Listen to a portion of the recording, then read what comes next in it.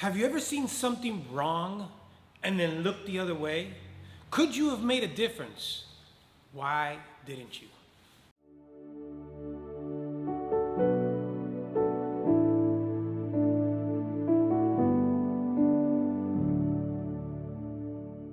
Welcome to PSA. If you're new around here, my name is Felix, and if you're back, thank you.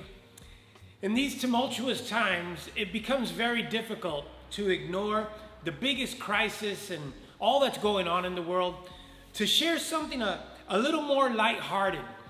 But I will try to do so, and I'm also going to try and stay relevant to the tragedies that are going on.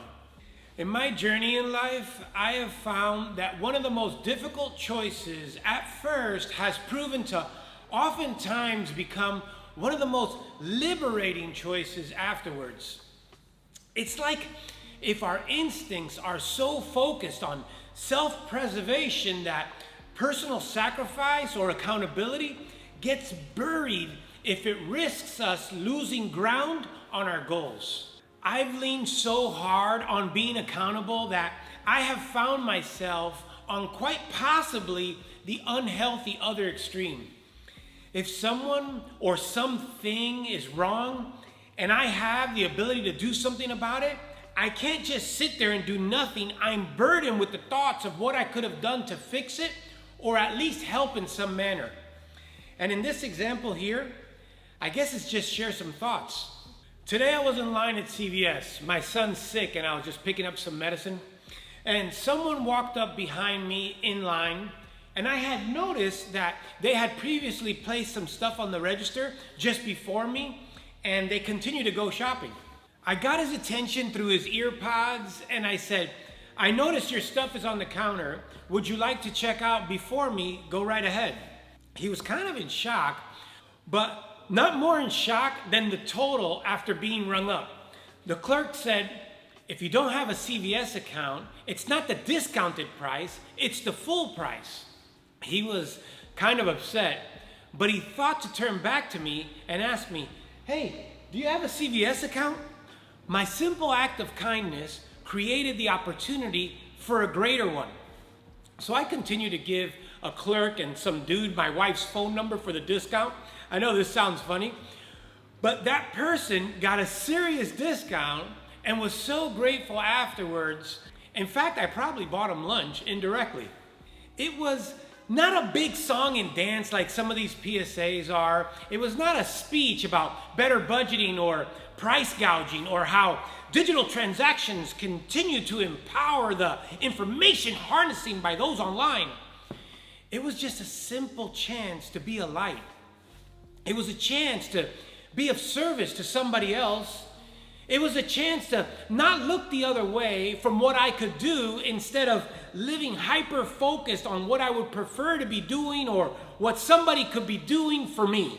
I know nothing about this guy or the clerk or even CVS for that matter, but I can control what I can control, and I can choose to be a light every chance that I get. So what I'm presenting for you today is just a simple petition to join me in being a light if you get a chance. One of the first verses in the scriptures that really rearranged my thought process was in Matthew, and it's in Matthew 5:14. "You are the light of the world, a town built on a hill that cannot be hidden. Neither do people light a lamp and put it under a bowl. Instead, they put it on its stand, and it gives light to everyone in the house. In the same manner, let your light shine before others, that they may see your good deeds and glorify your Father in heaven." I'm going to attach a brief testimony video here that I needed to do when I was in Bible college, where it spoke a little bit more about my personal transition. But today is less about me and more about my hopes that we can all at least take a little step towards this responsibility of being a light. Before this verse in Matthew, Jesus shares his Sermon on the Mount, teaching on what is referred to as the Beatitudes. It's a list of blessings that depict the character of how somebody who's following God should move. They also illustrate God's principles are mostly the opposite of the world's value system. So to the non-believer, these countercultural points would suggest that Jesus would expect followers to withdraw from the world and separate themselves from his practices. But in the verse we read today, Jesus illustrates that a city on a hill cannot be hidden because the people are meant to see the beacon of light in the night, a spiritual light in a darkness to a lost and dying world. Israel, in the Hebrew language, means to struggle with God. The irony, doesn't it feel like that sometimes? We know better, but don't do better.